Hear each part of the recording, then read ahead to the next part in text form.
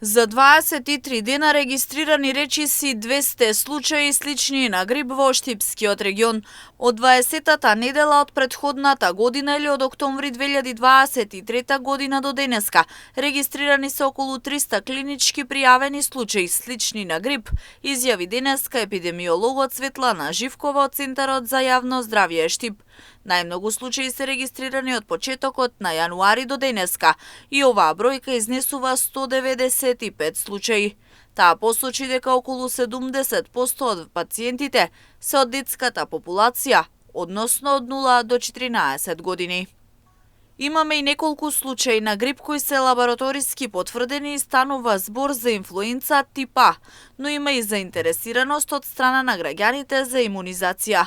Дневно по околу 5 пациенти од ризични групи, односно по возрастната популација со хронични заболувања, доаѓаат во пунктот за да се имунизираат, вели Живкова.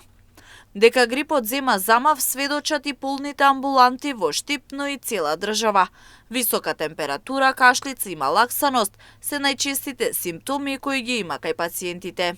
И нашите амбуланти, како што во целата држава, се полни со симптоми на кашлење, гребење, малаксаност, болки, висока температура, кој што знае да трае и по неколку дена.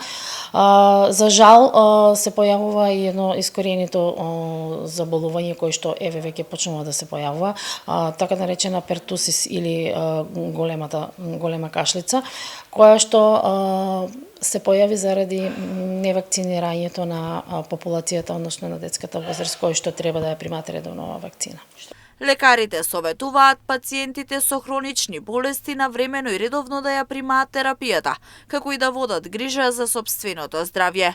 Ова се однесува и за сите останати граѓани.